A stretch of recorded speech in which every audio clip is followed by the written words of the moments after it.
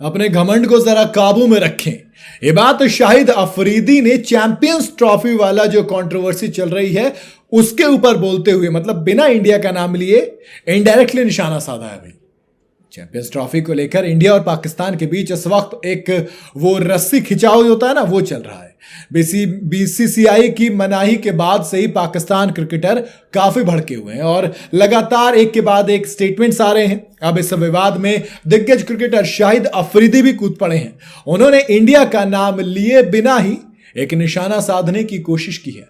अफरीदी ने champions trophy को cricket के लिए एक अहम पड़ाव बताया। उनके मुताबिक 1970 के दशक के बाद पहली बार क्रिकेट सबसे बड़ी चुनौती का सामना कर रहा है।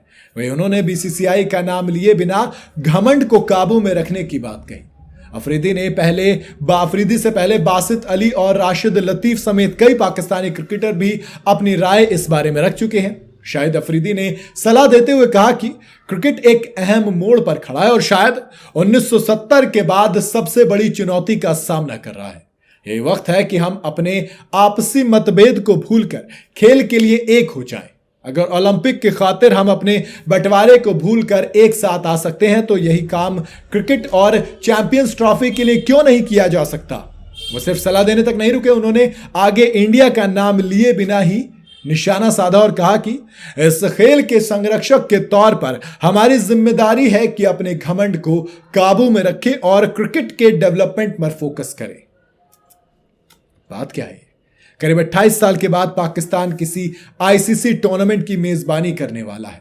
इसके लिए उसने जमकर खर्च भी किया भैया पैसा। आर्थिक संकट से जूझ रहे पाकिस्तान को उम्मीद थी कि इस टूर्नामेंट में उसकी जमकर कमाई होगी, लेकिन बीसीसीआई की टीम इंडिया को पाकिस्तान नहीं भेजने के फैसले से अब उसे भारी नुकसान उठाना पड़ सकता है। अब उसके पास 3 ही ऑप्शन बचे हैं। या तो वो हाइब्रिड मॉडल की मांग को मान ले, नहीं तो चैंपियंस ट्रॉफी को दूसरे देश में शिफ्ट कर दिया जाएगा, क्योंकि इंडिया तो जाने से इनकार कर रहा है। दोनों बोर्ड के बीच टकराव बढ़ने की हालत में इसे भैया टाल भी दिया जा सकता है, माने चैंपियंस ट्रॉफी को आगे पोस्टपोन भी किया जा सकता है। ये तीसरा ऑप्शन होगा। इन तीनों ही कंडीशंस में पाकिस्तान को नुकसान होगा।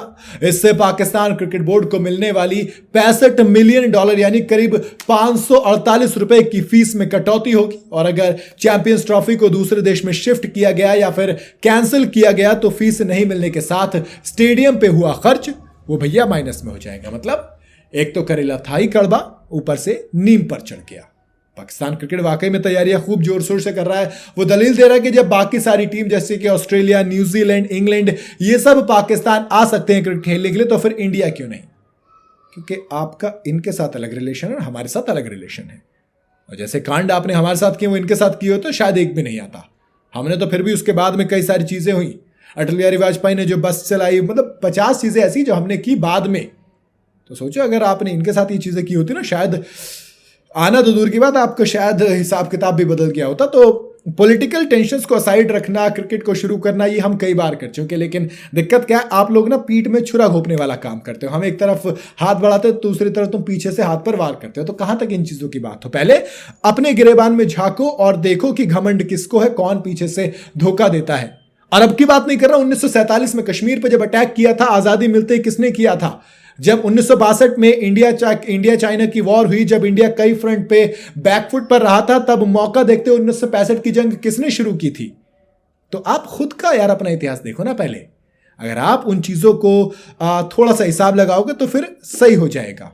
बाकी आपकी मर्जी है, आपके हिसाब से क्या पॉलिटिकल और आगे पीछे हो सकता है उसका कुछ। आप मुझे अपनी राय कमेंट में जरूर बताइएगा। वीडियो अगर आपको पसंद आई हो तो इसे लाइक और शेयर जरूर करें और जाते जाते चैनल को फॉलो और सब्सक्राइब जरूर करते जाइएगा।